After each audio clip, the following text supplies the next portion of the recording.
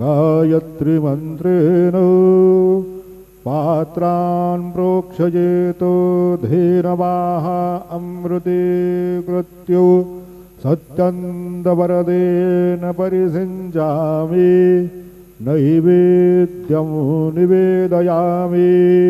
ॐ प्राणाय स्वाहा ॐ अपानाय स्वाहा ॐ व्यानाय स्वाहा ॐ उदानाय स्वाहा ॐ समानाय स्वाहा ॐ ब्रह्मणे नमः। नैवेद्यमध्ये पानीयं समर्पयामि पुनर्नैवेद्यं निवेदयामि।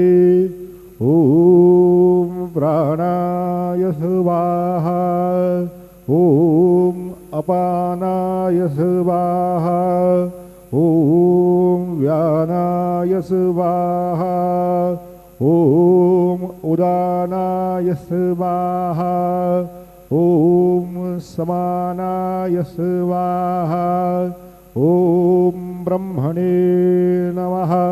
नैवेद्यं समर्पयामि हस्तप्रक्षालनं समर्पयामि मुखप्रक्षालनं समर्पयामि। सद्गुरु साईनाथदेवताभ्यो नमः। चरणकमले प्रार्थनापूर्वक नमस्कारं करोमि तथा च मङ्गलनीराञ्जनदीपं दर्शयामि।